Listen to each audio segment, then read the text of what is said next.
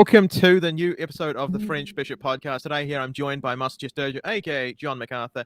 Today we're going to finally catch up with all the news of, well, the month or 2 months. I don't know how long it's been, but I know it's been a long time and there's a lot of news to go over.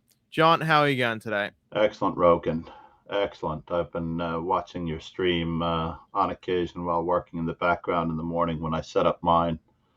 I did notice that both of us had fallen off a little bit of our regular streaming schedule. Mine was due to technical difficulties with my microphone, and at one point I had Streamlabs not even firing up. It was crashing on startup, and it also had to do with an audio driver not being updated. So once I updated all of my audio drivers, it was great for Streamlabs, but then causing other audio problems. Yeah. This was like one hand, slapping the other. Yep. Curse Bill Gates. We understand. Don't worry.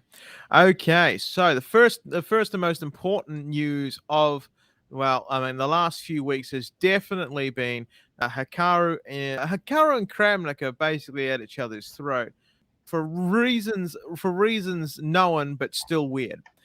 For context, ladies and gentlemen, where's that article gone to? Nakamura won 43 straight games in a statistical anomaly and got like 45 and a half points out of 46 in his most recent games in the title Tuesday, I believe it was. Yes, and then I believe on chess.com or chess.com and Twitter, he decided to put that out there, thinking with pretty much saying that people should find this interesting. And as we know, titled players, when they think someone's cheating, they say their moves are interesting, and that's okay. I mean, that's a good way of just putting it out there. But what Kramnik decided was Mr. Nakamura, one of the best chess players in the world and one of the best online chess players in the world. You know, he's obviously cheating. You know, he's played better than he should. Now, you know, As you've Vladimir, mentioned, yeah, he's one of the best players in the world, and he grew up playing online. He's got a feel for pre-moves that Kramnik doesn't. I mean, yeah, for context, I mean, he cryptically claimed that the series of victories was suspicious and merited closer examination. And of course, Hikaru denied this, telling his platform of 2.2 million YouTube subscribers that it was all bogus. I'm willing to agree just off the face of it. I like evidence I like actual evidence, not just badly understood, statistical analysis. Okay. But another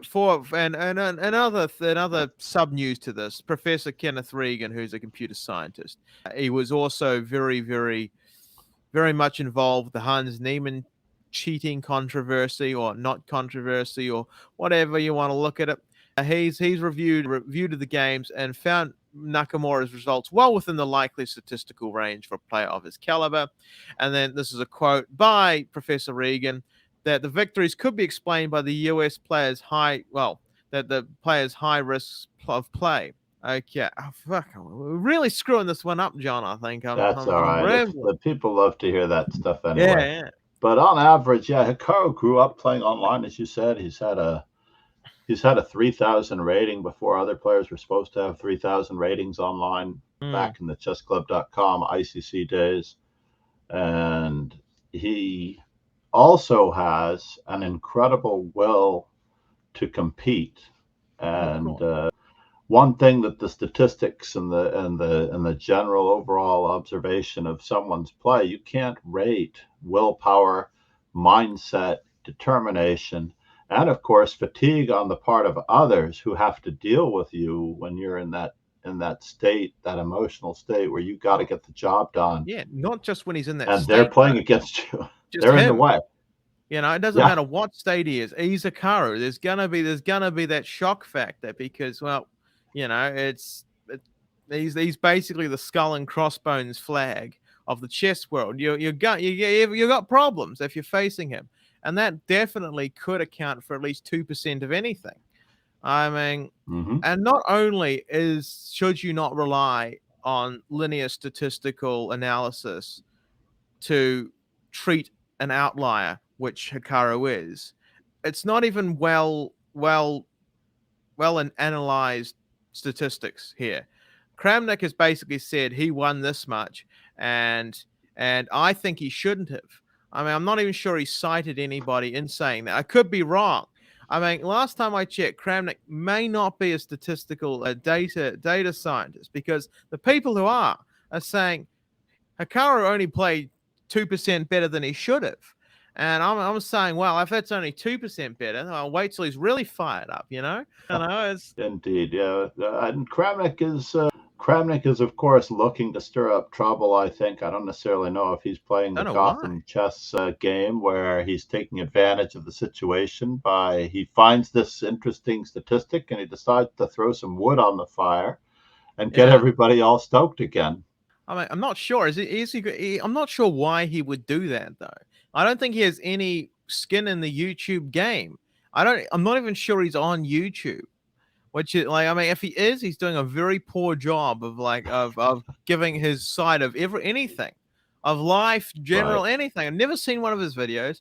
I haven't looked up whether he's on YouTube. Like for a former world champion, if he's trying to get something out of this, he's not doing a very good job. And it's like walking into a 7-Eleven while rambling. That's all get me notoriety. I'll be on the news. Yeah.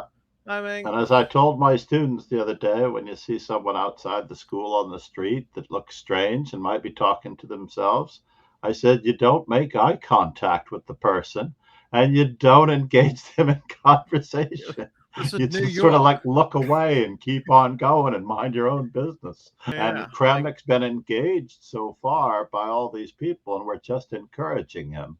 so. This is why I actually believe that Kramnik is just stupid. Like, I mean, for a former, I'll give him that. He's a great chess player, Or amazing let's chess player.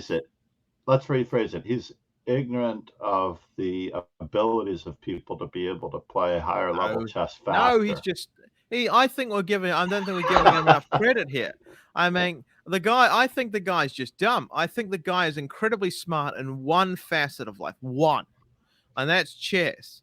And I think that once that he's mixed other elements, he's mixed statistical data with the fact that he's a stubborn an older fella who's a hammer, and he's looking for a nail, and he found a nail, and he's too stubborn to give up on that nail, and he knows one thing, and he knows that's chess, and he thinks this is purely a chess thing, and he's gone and got himself into a trying to use statistics. He's bending, basically, he's inadvertently bending statistics, and I don't think he wants to give up on this. And the reason I think he's just stupid is because I don't think he's got anything to gain from it. I don't think he's got a YouTube. I don't think he's. I'm not. I didn't know he was on Twitter. Like, I mean, I did, but I didn't. Like, I forget about it, then I re-know about it. Like, so this is why I think that he's just found something, he's fixated upon it, and he doesn't know what he's talking about, and he's probably going to start suddenly realizing that he's completely wrong, and he's going to go, shit, do I double down or do I just slowly go out into the night? I mean, I don't know what he gets from it other than the fact he's opinionated, and he's like me, stubborn as hell, and won't give up. Yeah, I don't understand his motivation for trying to beat this, other than the fact that he's become the bitter old grandmaster who is no longer as fast or as on top of the world as he once was. I know that the other day I was thinking about it actually because I knew Grandmaster Bill Lombardi, who was a second to Bobby Fischer. That's everybody has these 6 degrees of separation, and he was a second to Bobby Fischer in the 1972 World Championship match, and all this stuff sort of came back together for me as I visited Reykjavik since our previous podcast, perhaps for my anniversary, and I went to the Bobby Fischer Center. And I talked about all the stories of Fischer from the old days. And Fischer also became that bitter player who believed that Karpov and Kasparov were orchestrating their matches and that they had prearranged all of the moves of every game, and that he was the one true world champion, and he was just bitter that he wasn't there anymore. And Mm. Grandmaster Bill Lombardi grew up. He had some amazing performances in his lifetime. He went 11-0 in the World Student Team Championship in the 1950s. But he and many other grandmasters who are also old and bitter all have to live in the shadow of Bobby Fischer. It's like, A, you're never going to become U.S. champion while he's around. B, your chances of being the number one U.S. player getting invited to tournaments are nil. Yeah. And C, no one's going to become world champion while Fischer's around either. And now everyone had the same problem with Kramnik to a certain extent when he was leading the world between Garry Kasparov until he lost his title to Anand in Bonn in 2008. And everybody lived under the shadow of Magnus Carlsen. And Magnus Yeah. Carlsen gracefully just pulled himself out of the race and made the chess world a little bit more of an exciting place because now Yeah. other people can actually dream of becoming We world didn't know it champions. at the time, did we? There's a lot of No, pushback on that. I mean, rightfully so, a little bit too. But no, he really did give us a gift, whether or not it's the best gift we could have, But we've got competitiveness, and the top thing, and we're seeing new players, new styles, new things to talk about. I mean, definitely amazing, right? And the reason I think this is another reason I think this is a little bit general stupidity, and just like very vague anger suddenly coalescing into one issue, is because this has happened before. Like every 5 minutes, something happens in some cash tournament online where that's being streamed on chess.com, where Kramnik gets to, like, I don't know, the fourth round. There's like maybe 7 rounds, and he's just getting smoked. He starts getting smoked by these people like Vincent Kramer. Like, I mean, he had a real big thing against no increment or so, like no increment or something back in the day, because he was winning a few, I think, a game series with Vincent Kramer to get some sort of prize money or something. And then he just started getting smoked on the clock because he's getting into time trouble. And then there's other instances of this that I remember but can't really cite because I'm not yeah. that good. But where this just happened. So I think there's a general anger there that suddenly turned into that where one day he was like, fuck it, I think this is happening. And they didn't think it through that much, but he went through with it. Now he's got to either double down or go into the void quietly. And he's not willing to do that. He's Kicking and definitely screaming. thinking that his opinion is worth something. I mean, And it is and worth certainly, something, but it's not, yeah, but it is, well, he's misusing in it. the cheating world, I mean, he's managed to jump on the cheating scandal of, Hans Niemann and the chess.com community struggling. Oh, And, yeah. and he Sniffing managed for to jump nails. on it at the right time and try to put his own expertise into it as an objective chess coach, in theory, an objective chess coach, without any knowledge of how motivation works and mindset works. Recently, in an offer spiel online league event, it was a bullet event where you earn certain prizes and you earn certain achievements, and they are added up in terms of points toward an overall league standing. And one of the requirements was that I get 50 points in one tournament, achieve 50 arena points in one tournament. For a player of my stature or anybody else of my nature, playing slowly in general, I'm never going to reach 50 points. And I was struggling along in this bullet event, and I remember I think I'd lost 5 or 6 games in a row, and I screwed my head on straight. I was streaming the event, and I said to myself, John, it's time you effing get back in Yeah. gear and play Ignore like the chat. 2250 player you once were. Ignore all the And in people. order to become 2250, you actually have to play like a 2300 or 2350. You can't get to 2250 by playing like you're a 2190. You actually have to play above the rating of the Yeah, yeah. rating you hope to achieve. You can't set a bullet challenge of reaching 2500 and play like a 2490. You have Yeah. to actually play like a 2700 if you want to reach your 2500 goal. So I did, and then I achieved, like, I beat a 2500 player 3 times in 4 games at the last half hour. And suddenly I realized I achieved my 50-point arena tournament goal because I won so many games in a row. And prior to that, I'd been mission mash and nowhere here and nowhere there, but mindset and determination and a constant mantra of screwing my head on straight and doing what's right and playing the Yeah. right move. And it was a bullet event, so I'm old and slow. I'm not supposed to be winning these bullet games. It's Yeah. not happening. And of course, if Kramnik looked at my performance from that tournament, and if I hadn't been streaming it and explaining everything that I was doing, I'm I think, sure that, I'd be banned instantly, because I really turned on a second level of a second gear. Now, you can't account for that by rating, mindset, no, you can't. motivation. Even more so when it's Hikaru. I mean, he's literally an statistical outlier. It's like saying, Yeah, he's turning it on. what, Imagine what he's doing. So Kramnik, what you're saying is you're getting statistical outlying statistics from a statistical outlier. Let me get this straight, And then man. you put it out here for people to assume something Yeah. that could be the worst. Look, I mean, I've got nothing wrong with Kramnik. I'm getting more paranoid about chess cheating every day. I mean, the moment you stream on chess.com, you're getting, you're basically asking to be shanked by a 12-year-old with an engine. I mean, it's, Yep. I respect them for shanking everybody who has even the slightest chance of being right. But, then he went after Hikaru, and it was a little bit, okay, buddy, you're just hitting everything, aren't you? You didn't really come in here with targets, did you? You came in here with a shotgun and just started Just started put everybody everyone. down. Yeah, this is. And meanwhile, as we can probably segue toward Hans Niemann's most recent amazing achievement and the resurgence of his cheating allegations, because in the Tournament of Peace held in he posted a picture of himself playing in the Baltic countries of Yugoslavia, the Tournament of Peace. He won the tournament by 3 points with a nearly 3,000 performance rating. And then he posted a picture on Twitter equaling himself to Fischer, having won a tournament in Yugoslavia by several points 50 plus years earlier. And he's got this arrogance to him.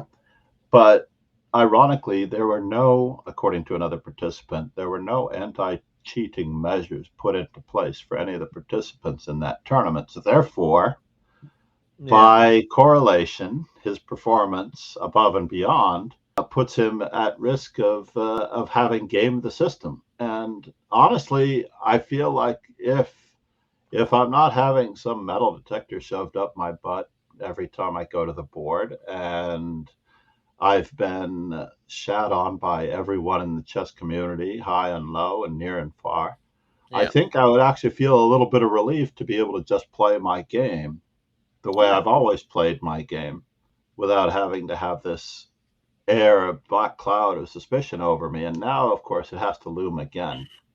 Well, I mean, I think with Hans, I think there may be a little bit of this. It might not be. There might be a little bit of this emotional math here. People hate me anyway. People who love me probably aren't going to change their opinion. People who hate me, I can just piss them off every 5 minutes. Who do they love? Bobby Fischer. Who can I post a picture of comparing myself to? Bobby Fischer. I mean, goodness me. And do I believe I'm getting better? Yeah, I mean that must play into it. Surely, if I was Hans, I felt like I was gaining. I felt like I'm gaining strength, and I definitely would be going. I'd definitely just I'd do it. I'd do it for me. I'd do it to piss them off. It's all that. Yeah. I think there probably should be some anti-cheating measures, of course, but I mean, at some point you've just got to let the guy be. If you can't prove anything, and you don't want to specifically put anti-cheating measures in just for him, which would be a little bit discriminatory, then you've just got to deal with the fact. Yeah, no, he even took a poke at Caruana by saying that he was going to be the first American to challenge for the World Chess Championship, completely forgetting that Caruana played Carlsen just about 5 years ago. I mean, and what can you do? The first American to what? Yeah, he said basically he will be the first American to challenge for the World Championship since Fischer. All right. He forgot completely about Caruana having done the feat. I mean, this may sound ignorant, but I'm sure at some point I knew this. But isn't Caruana born in another country? That is true, but he is considered an American because he spent most he's of his life naturalized, here. sure. Yeah. I mean, he's just poking him. Oh, you're not really American, are you, buddy? Hey, buddy. Hey, buddy. Yeah, I don't think he was pulling the Trump-Obama card, trying to say that the birth certificate doesn't make him American. Yeah. But Barack Hussein Obama. Worst president ever. that's pretty good, Rogan. I don't. Yeah, You I might don't have think. more room for that. Yeah, I mean, All we need I'm now not. is I'm not three as good words as. pretty soon. We'll keep working on it. It's hard to get a Trump. It's really is. I mean, the only But thing you can obviously, really this get is the mannerisms. and this hasn't helped Hans's personality as he's become a I don't little bit know. more of a jerk in a sense because of how he's been treated. I mean, he might have been a little bit arrogant as a young up and coming player, but now it's an arrogant, obnoxious, brash person out to bent Mm, on a yeah, war rampage trying to prove himself, and he's not necessarily winning friends and influencing people in the right way. yeah. And as a result, I mean, he's come on. throwing more gasoline on the situation sometimes. I mean, it is at some points in life you just can't help the people who hate you. I mean, it's for like if I mean I'm sure like the surviving victims of the witch trials are pretty unhappy. Like they were I mean I'm pretty sure they got really pissed off. You know, they're like, oh gee, thanks. You know, I mean I feel really supported by this community. You know, Exactly. if You, I was you Hans, I mean, I give him a little leeway to be a bit angry. I mean, I'm not, you know, you're not going to win any souls from the people who think that you're a complete scumbag who decided to cheat a world champion and a game worth money. I mean, it's you know, if you know, if I was like, well, I can't, if you can't beat him and win him over, then I'm gonna join the dark side, poke him every now and again, and why not? Why not be a little bit arrogant? You know, I might as well get some That's right. personal brand out of this whole ordeal. That's you know, I'd be playing that up. I'd be getting every sponsorship from every dildo company in the world. I mean, I'd be like, guess Indeed. what? I can make money from you know, it's And there are people making money off of Hans as well. You know, you have Gotham producing a video three to 10 minutes. four every 3 to 4 minutes. He's got another Yeah. idea for a Hans Niemann game recap and Oh game no. analysis and statistical, proof that something may be afoot. And And it and just I don't doesn't blame matter him. whether It also lends itself back to the bitter old grandmaster as Bill Lombardi had to live under Fisher.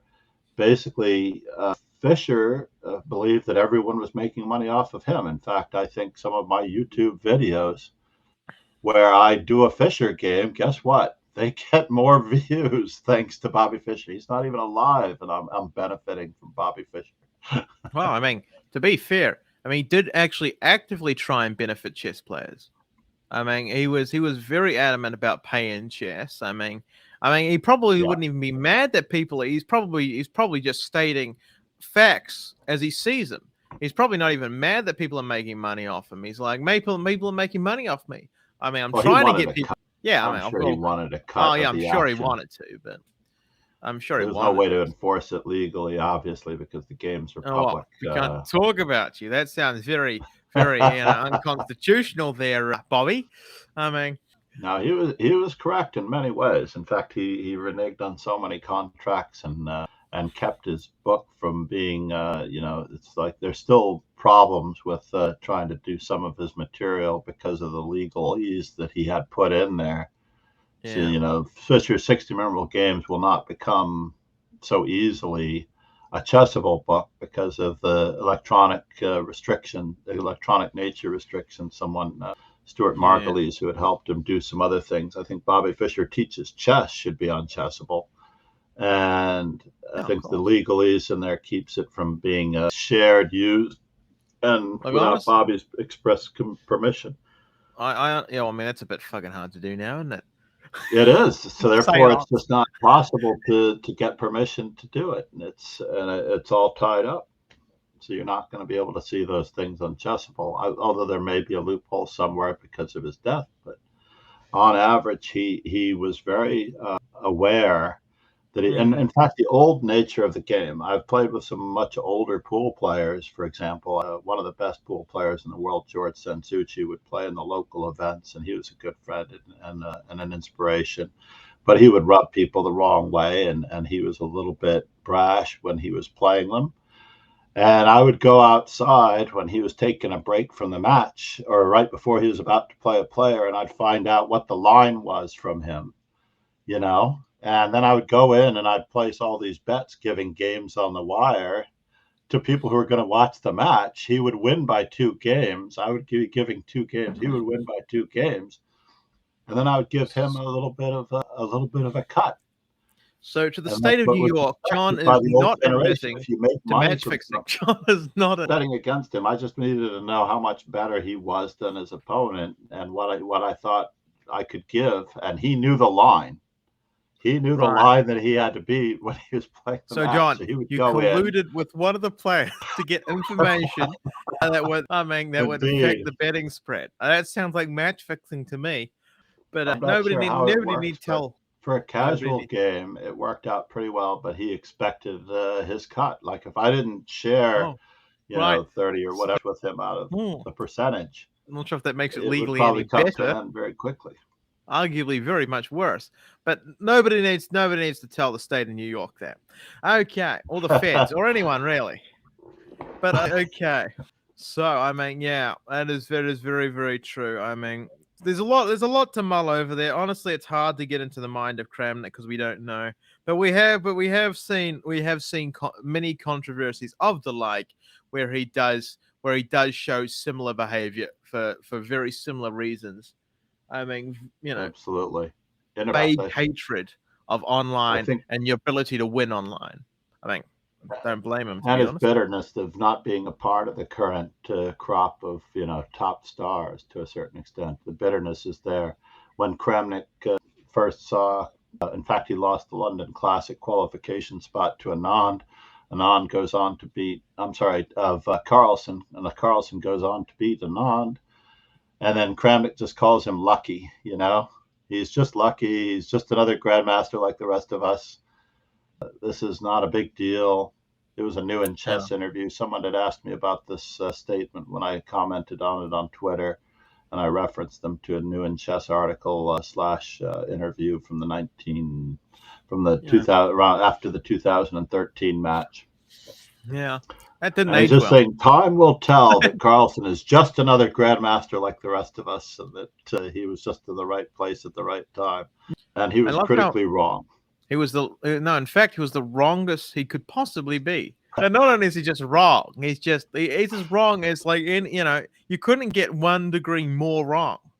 I mean, if you tried, I mean, okay. Very sad. But we can move on to Caruana's banner year. He's been cleaning up this year. He won the U.S. Championship with a round to spare, and not to mention another previous tournament. And he's qualified several times over for the candidates tournament. And there was even a question being asked recently: which qualification spot do you think you will get for the candidates tournament? Because it does matter which qualification spot he gets, because that opens up the rest of the people's Of course. qualification spots.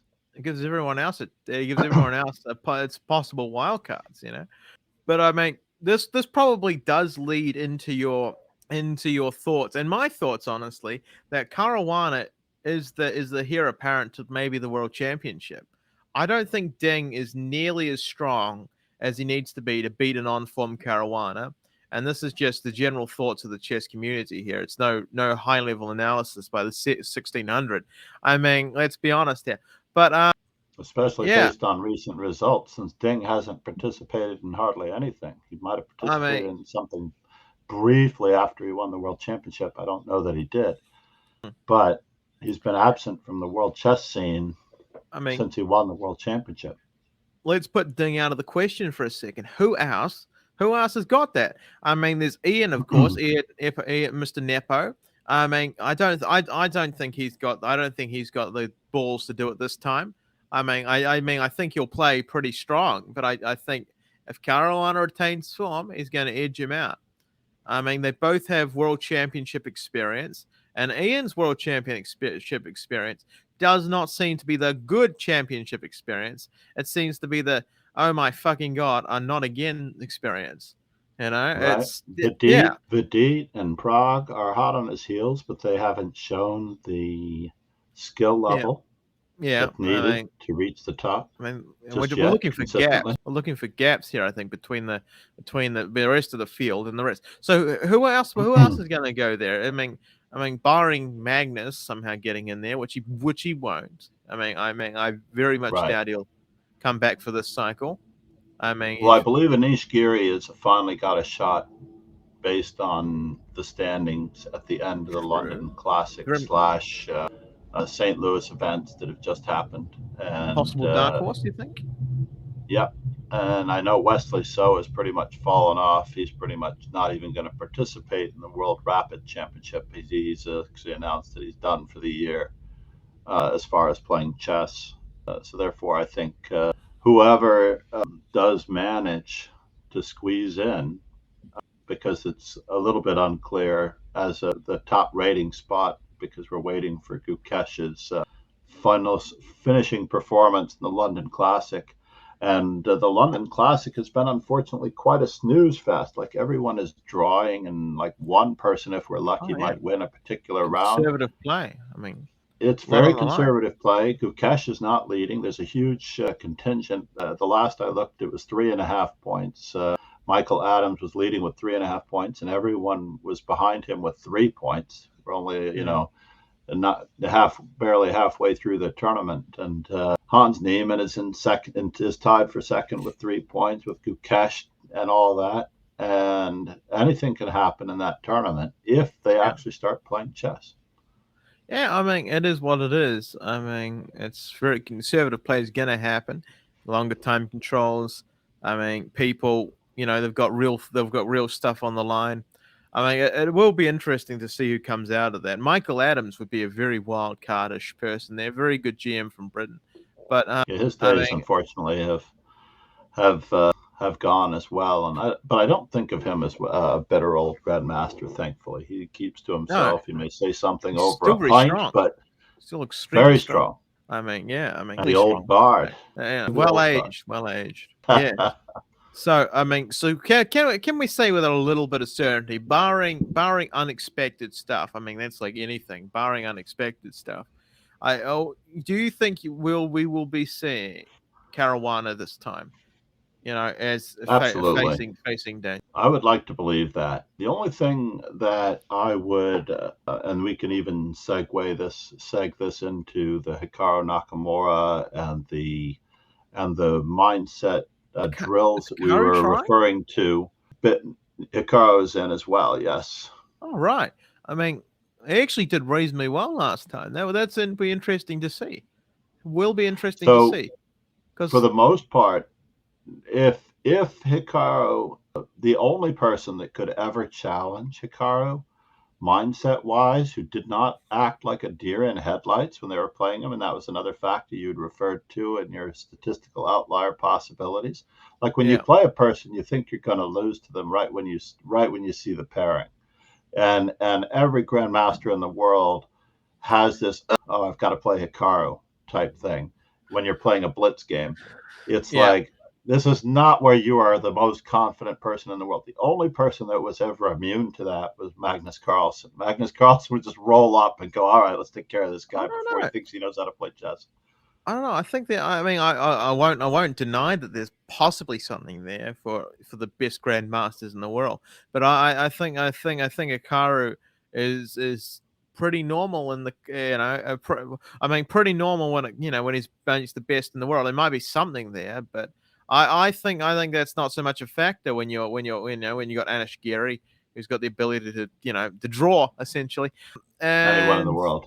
yeah, yeah, anyone in the world. Like, the guy's good at getting consistent results. And then we've got a bunch of Yeah, other but grandmasters who played him plenty of times. I mean, if you play him plenty of times and you're getting good, decent, well, decent as in average results against him, it's hard to fear someone who you're just gonna, you get a lot of average results against. You can say, oh, I might lose this, but then I've won some too. So, like, that's I mean, I correct. don't know. And I would I don't think know. that We Hikaru's did write him out mindset there. and his courage are much greater than Caruana's. Caruana's like a very normal, nice fellow.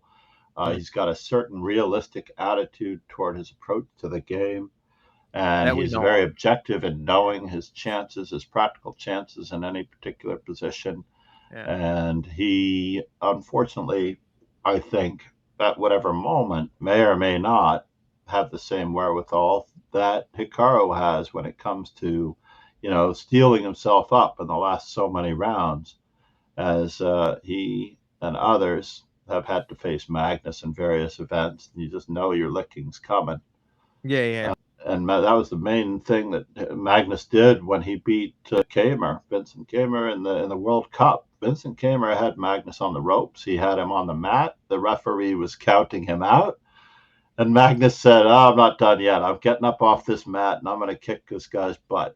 Yeah. And that was the end of it for the most part. And Yeah. and when people play people, they just assume a certain result, and it does happen a little bit in the player's mindset based on their previous experiences over the board. A lot less than your average IM, though, I'm guessing. Like when you're facing Hikaru as an average IM, it's over.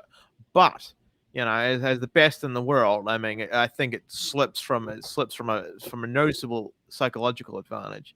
I would like to believe that they're immune. Yeah, I mean, more immune. I mean, and probably some people who aren't as immune, but there's probably some people who are way more immune. Like people have got that immunity when they were playing Magnus Carlsen, though.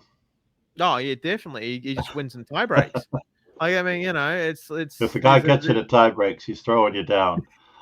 Yeah, I mean, wouldn't that be a shit thing to feel? It's like, okay, so I've got to beat him, not go to tie breaks. I'm gonna have to beat him, not go to tie breaks. Because if I go to tie breaks, there's a good chance. There's an amazing chance that I'm going to become an unpopular statistic. Indeed. But seeing as we counted out Hikaru, we did a bad thing here, John. We counted out Hikaru and as the ultimate underdog. So the ultimate dark horse. So who do you think outside of Caruana is the person that could upset my apple cart, our apple cart? That is Caruana getting and facing Ding. Well, obviously Hikaru does have an excellent chance. His style is very volatile, though, unlike Caruana's. So I still would like to believe that, Caruana has been the tried and true, steady turtle in the race, slow and steady will win the race type guy. And he's got the experience of having been in many candidates tournaments. Yeah. And the biggest here in the world is not there. This is Hikaru's first candidates tournament, so he may have a bit of preparation to do, and he has, in his own words, some preparation before. He's been in the candidates. He is. Never been in the candidates tournament. He was in there last time. No, he didn't make it. Oh, you're right. Oh, sorry. You're absolutely correct. I apologize. He did have that experience. I forgot his great and famous statement that had he been able to be the challenger ahead of Nepo, Magnus wouldn't have bowed out. That Magnus wouldn't have bowed out, and he was so full of himself on that one. I do believe that Magnus might not have bowed out because he wouldn't have been facing Nepo again in the Russian / political situation with Ukraine that had just transpired. That was like the last straw for me. I do believe he was full of himself, but only ever so slightly. Like I think there's a slight chance that Magnus is that conceited that he dislikes Hikaru that much, and he thinks that an opponent change affects the fact that he hates the World Championship cycle that much. So there's two, but to think that Magnus would do it for only one of those two reasons, and I think he might have done it for almost anybody. Like he said, he would play Firouzja if Firouzja were the champion. But I think he was more or less inferring that. Oh my God! If he played anybody, how many underdogs? No, he never. No, he didn't quite. Okay, that's good. I wonder why. But in general, that's another discussion right there. I think. Magnus had mentioned that right after the previous World Championship, right after he disposed of Nepo by at least 3 points in that World Championship match in Dubai. He basically said he didn't plan on reclaiming his title unless his challenger was Firouzja, as though he could name his challenger. That just goes to his motivation, which I don't blame him for losing a little bit. Like, of course you're going to lose your motivation if everything's that boring, that you've been an advocate for change for the world championship forever, and it's not happening. You're getting the same opponent. You're beating the same opponent. You've proved everything to yourself and others. You've got all the money in the world. You've got other interests now. There's literally zero reason to go back, and all the reasons to do something else for a while. It seems very clear. It doesn't matter what reason you pick. There's good reasons everywhere. Yeah. Plus, Magnus found so many more outlets in life to enjoy life. He could still enjoy playing chess. He could still show up when he wanted to and play in a tournament and win the World Cup, even though he's not necessarily taken so seriously as he was when he was world champion. But, and he's had some rather less than stellar performances post his world championship reign, but he performed in the World Cup and made it clear that he wasn't going to be a participant in the candidates. Even if he took the candidates qualification spot, he basically deferred it to others in the same tournament as a result of it. And just like if someone were already qualified for the candidates tournament like Nepo is in the World Cup, his spot would go to the next person as well in the World Cup. So I would like to. I can't wait for it. I do plan on going to Toronto to visit the candidates tournament. So that's. I mean, it's close by, It is. It is. It's a 6 to 8 hour drive, depending on traffic. Nothing. It's America. Nothing. Gas is cheap. And of course, they're all inexpensive flights because it's not that far. And it's Canada. Who wants to go to Canada? I am playing in the Reykjavik Open. I am registered. I noticed they're up to 110 people roughly have registered, and there are quite a number of grandmasters, including Adibon. When's this? Playing in Reykjavik on March 15th. I'll be in Reykjavik through the 21st. The new Reykjavik Open 2024. When do they take registrations? When's the last time? The registrations are open on Reykjavik Open, I think, .com, and basically you can go to the results page and see who's registered. They're only going to cap it at 400. They have only space for 400 players. So the players, whoever registers, and whoever doesn't. And right now I'm campaigning to take our newest international master with one Grandmaster Norm from our school, Brewington Hardaway. I'm hoping that I can convince him to go with me because it's during our school spring break, which has never happened. I have always told my co-teacher, International Arbiter Sophia Rode, that should this tournament ever take place during our spring break, I'm going to go. And it has never happened. It's always been where I would have to take 6 or 7 days away from school, and I can't get replacements for teaching my classes for a full week, or put the hardship on her because I know she would want to go as well. So when I was visiting Reykjavik at the end of October, I basically took one look and I said, hey, wait a minute now. It starts March 15th, the Friday of our start of spring break schools in New York City. And I tried to talk some other students that I have here in New York City to it, but the public schools versus the private school break is different. The public schools get 1 week in February and 1 week in April, versus the private schools getting 2 weeks in the 2 weeks leading up to Easter at the beginning of April. So private schools get 2 weeks in a row, which makes it possible for me to go to the Reykjavik Open. Right. Public schools get only 1 week randomly throughout the year. Yeah, John, I was like, oh mate, I was thinking like feasibly. I was like, I mean, there's a few months there, I might be able to do stuff. Then I looked at that. I went to the site to look for like what the flight cost would be for a round trip. It's $2,993. That's wow. Well, I think that you need to start the streamathon for Reykjavik. No, I'm serious, Rogan. I was very impressed for the last 4 to 5 days.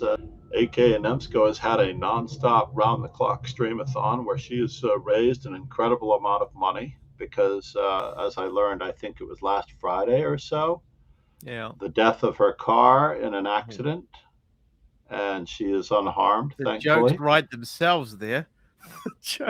Yeah, she called it Karsko. Nemsko lost Karsko, and she had a streamathon.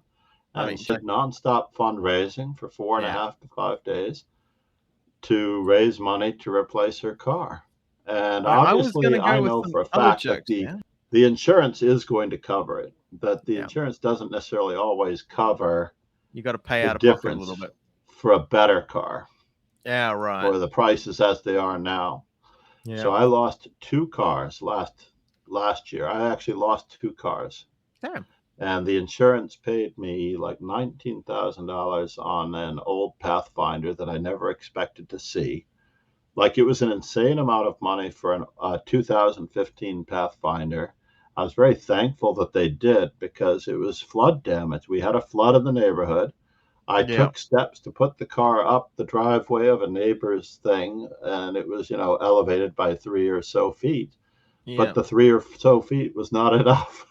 And everyone in Mm. the neighborhood, in a several mile radius, everyone in the neighborhood was Yeah. searching for, guess what, cars.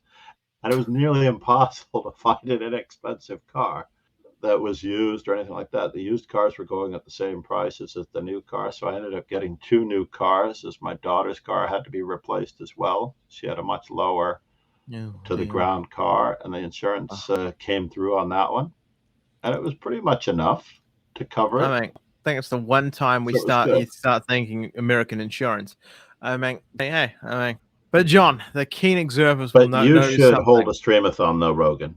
Yeah, You night should the people. international tournament streamathon where you get a chance to have your passport, updated. Oh no, my passport's fine. My passport's fine. It's good for a very long time. As a New Zealander, you can basically just, well, not only does it last a very long time, the passport, but it's quite, Yeah, I think yeah. I have to renew mine every 6 years. Oh, wow, I think mine's like 8 or 9, maybe. It's pretty. Yeah, but it's I very mean, annoying because I think the one time I was going to travel around 2015, I was within a year of my passport expiring. So if you're within a year of your passport expiring and you plan to travel, they want you to renew it before you travel in those months before it expires. right. You can't like leave the country, accidentally not come back on a passport that's expired, and that's how they got Fisher, unfortunately. Right. Yeah. As a chess player, I'd be getting nervous. They got another one of us. But yeah, that is something to think about. I'll see, and maybe I'll put in the hours. Anyway, I'm we'll also, we'll we'll figure it out. yeah. Maybe, I don't know. But anyway, let's But there is other news stories, despite my ability to segue off into stuff like that. Oh yeah. So anyway, Fabiano Caruana, he won $100,000 bonus in the Singfield Cup, or the 2023 edition of this Singfield Cup, just to be a little more accurate. And okay, oh shit, this thing's And playing. he rejoined the 2800 club in rating. He did. I did. That's a good sign. That's why that's what really set off our conversation about his form and who we think's going to win there. So it wasn't just unrelated talking. We did have a reason for it, a little bit. Okay, but in to cap off the story, Sports reports to cap off the year, the American participated in the final events of the annual Grand Chess Tour, a prestigious private set of invitational tournaments featuring many members of the chess elite, and then he winning both across the faster and slower time controls. Okay. Okay, he went undefeated in a super strong field and locked in an undisputed first place in the first final round of play with an impressive win over the struggling Richard Report and what turned out to be the only decisive game of the day. So essentially, he's playing very, very well, and it's going into candidate season, and he's been playing very well before. There's no reason to suspect that his form will just disappear. No, I would like to believe that he has the consistency, and this only serves to bolster his confidence and his mindset toward future events. Yeah. There's no reason for him to ever doubt himself, as you pointed out, when anyone plays Hikaru. So therefore, I know that he is more or less immune to the Nakamura effect, basically, which Mm. I would equate. I do believe that when you play someone, it's also the same case, basically, in the tie breaks. If you had to play Hikaru in tie breaks and blitz, right, and the guy wins 45 and a half out of 46, Yeah. and blitz against the best players in the world, you know you might be in trouble should it come to tie breaks with Hikaru. I mean, yeah, I would assume so too, but you never know. I don't know what's going on. I'm not going to pretend to. I mean, that's our whole job here, actually. Exactly. Yeah. Is to pretend to believe that we know what we're doing. Yeah, absolutely. So I mean, John, I mean, what is the most interesting point of the day? What do you want to talk about here? Because I think we're out of real news stories unless I have missed an article somewhere.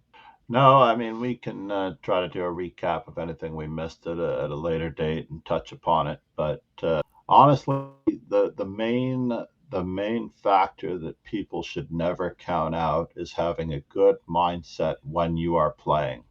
At any point in the game, you can actually kick your own tuchus back into gear with a Mm, good mindset toward achieving a result. Even this week, in a couple of games where I lost a piece in the opening to a player I have no right coming back against, yeah. I basically kicked it into gear, kept the right pieces on the board, created the right circumstances around the opponent's king, overworked my opponent's pieces, got my piece back for a dead equal endgame. And there's no way that I'm going to win this endgame. So I'm so happy in a way in the back of my mind that I have the half point almost in the pocket that I keep playing energetically and with a good sense of optimism toward a positive result that I end up winning the game. And other things also happen. I remember I'm playing my regular nemesis, Pillsbury, whom I win 1-10 against. And in our daily workout Swiss events, Ronald Heidenforth from Sweden apparently cleans Pillsbury's clock. I always wanted to study Ron's games against Pillsbury because Ron has no problem beating Pillsbury, yet I lose routinely and frequently. So once again this week, I am getting my tuchus handed to me, but I refuse to resign. I refuse to give up. And for some strange reason, in our mutual time trouble, I managed to kick my mindset in gear. All right, I've made it this far, and his pieces don't seem to be completely coordinated. And I kicked it into gear, and I actually managed to improve my score to only being down like 1 in 5.5 rather than 1 in 9. So I'm winning now. So by winning another game, I increase my statistical odds. But of course, this is a player that always had my number. And if I can consistently, with my positive mindset throughout the course of encountering him, keep improving my score, I will succeed. And the same thing had occurred to Nakamura. I think there was a time when Nakamura was Carlsen's customer to a great extent. Like Nakamura was always getting beaten in the early days in the early 2010s by Magnus Carlsen. There was a game where Magnus was down, according to the engine, at least 14 points, which is far beyond decisive. And Nakamura managed to get outplayed and flubbed it against Magnus, and Magnus won that game yet again. But over time, Magnus made these inroads with his mindset into being able to beat Magnus Carlsen to the point where, most recently, I think, in a couple of speed chess challenges, Magnus Carlsen has actually succumbed to Hikaru in speed chess challenges. Most recently, maybe even twice. I don't know that it actually happened twice because I'm not going to see the statistics in front of me, but it was all basically Hikaru's mindset, fighting nature, courage, optimism, and overall skill level that he can bring it to the table in a manner that would irk the great Vladimir Kramnik at any given moment. So Yeah. obviously, I would hope that everyone out there keeps a good mindset going into every game. In fact, the other day, I think I played someone, I was playing in an arena, and they were rated lower than me, and they didn't bother to make a move. Like I believe they chimed in saying, I didn't have any chance against you, so I chose not to play the game. And I'm like, that's definitely not the right mindset. All he had to do is set up the pieces, start the game, and watch me fall on my face in a rare moment. You got to show up if you want to win. I'm trying, John, but whenever well, you just don't seem to slip up when you're facing me. When you're facing someone else, it just, I respect you a lot, Rogan. Actually, yeah, you have gotten me in the past when I did not respect you. You have to Yeah. respect your opponent. Can you You have stop to respect respecting me now? and you have to respect the ideas. And if you do respect everything about your opponent's ideas and the game itself and give it the consideration it deserves, you should accomplish whatever you hope to accomplish. One way You or the smashed other. me in the King's Indian. It's not even fair. I hate playing the King's Indian. I don't know anything else now. Very sad. Well, like, you could be playing a better opening. I could be. Come on, it's just, the temporary pain of losing to you is not enough to get me to learn a new opening, John. It's just not enough. Well, I'll mention that there are a few openings out there for developing players that I don't necessarily recommend on the get-go. Basically, if we look upon the Sicilian and its popularity, basically the Sicilian is an opening that doesn't necessarily put you on such equal footing, but it creates these imbalances of equality where Makes Jeremy you have Silman something happy. for something that is the same but different. What's that? Makes Jeremy Silman happy. Or Yes. his heavenly body happy. Yes. Anyway. And basically, so to finish the story, basically as an up and coming player, you don't want your opponent to draw with you. I remember one tournament I needed to win with the black pieces against a player who was a half a point ahead of me. It was the National Chess Congress of many years ago. I am unfortunately only in line for second place money in the overall Continental Chess Association event if I don't beat him with the black pieces. So I chose the Tarrasch, and I think that this is a great choice, but I should have chosen the King's Indian. The King's Indian, the Benoni has been the choice of Ivanchuk and occasionally Carlsen.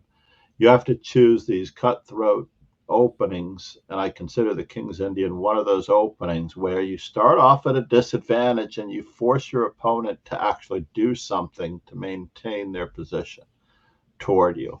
But if I play a queen's pawn opening where it's d4, d5, c4, e6, knight c3, c5, my opponent just plays e3, dulls the game down to a very difficult to achieve play. And he already sinks my mindset with the move e3 a little bit. And I'm like, And the same thing can occur even in, as many London players do against the Benoni. They don't push their pawn to d5. They usually play e3 and just try to play on the first 4 ranks with their pawns. They don't bother to go to the 5th rank with their pawn and grab a space advantage. But there are a set of openings like the Sicilian that force the opponents to come at you to try to make them beat you. And that's what you want at the higher levels. So I was just getting back to our story with the King's Indian and certain openings. You don't necessarily want to be the slightly lower rated player. And I say that with all due respect, the slightly lower rated player playing a better player.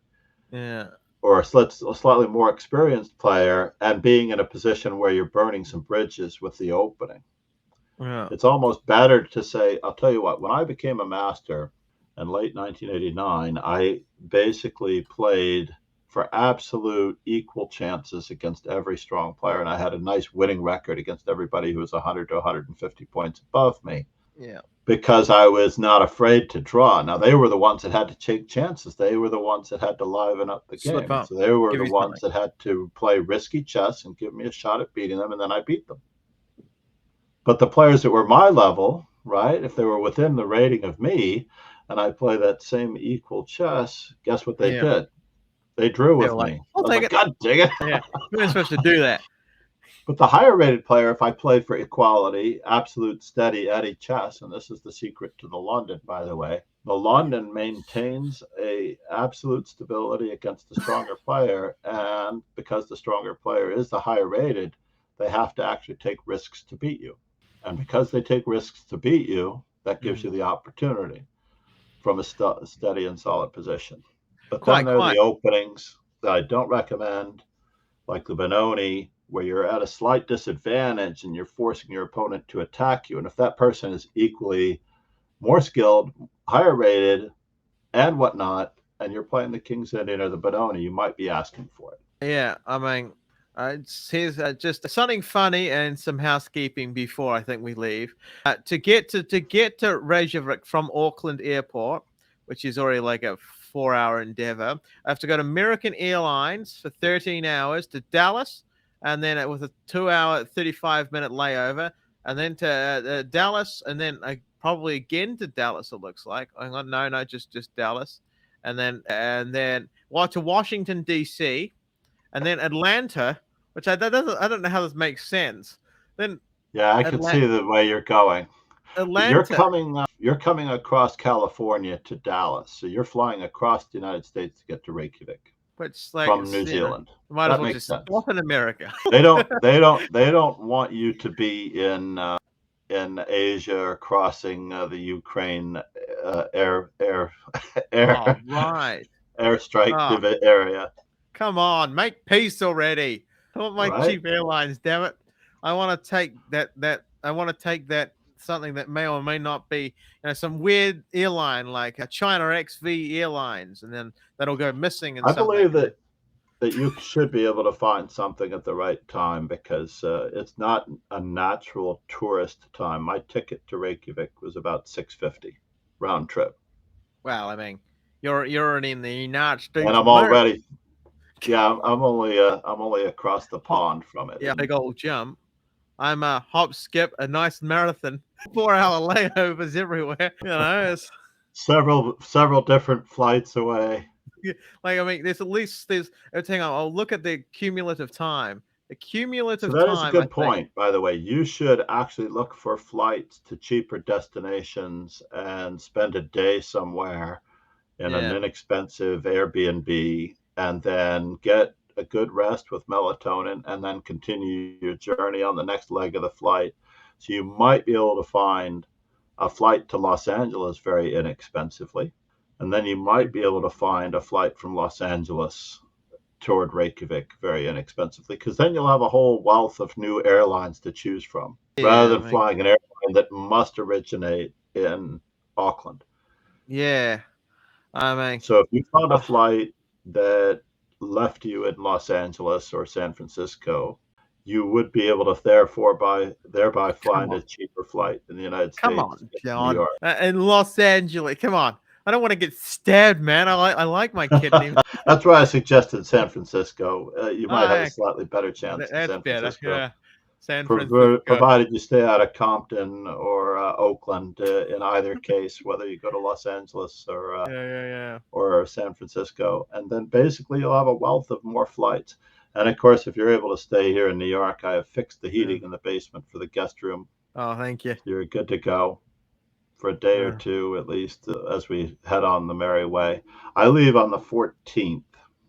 All right, John. I'm good at acting crazy. I'll just find a nice shop front to loiter outside of. Oh, you could definitely come to New York for my birthday, March 14th. I turned 39, and we can celebrate.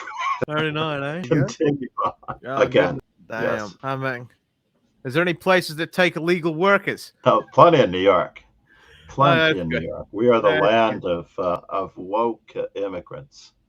There we go. Woo. Yeah. Until we elect any convicts or felons, I think you're pretty safe to be able to enter the country until 2025. Okay. Me and Donald get on. Don't worry. Okay. There we go. This is Iceland. Meanwhile, it's been a pleasure, Rogan. It has been a pleasure. I'm glad we got it started again. This time frame could easily work for me in lieu of my morning stream, because I know it's still relatively early for you. It's getting closer to midnight for you, I think. Oh, yeah. That's all right. But obviously, I'm up and ready to go at 3/4 o'clock in the morning as usual. Okay. So, John MacArthur streams at Master Chess Dojo, all caps on all the words. Caps, capital letters on all the start of all the words on Twitch. He's also Master Chess Dojo on YouTube. I am KingSlayerSloan on YouTube, Kick, Twitch.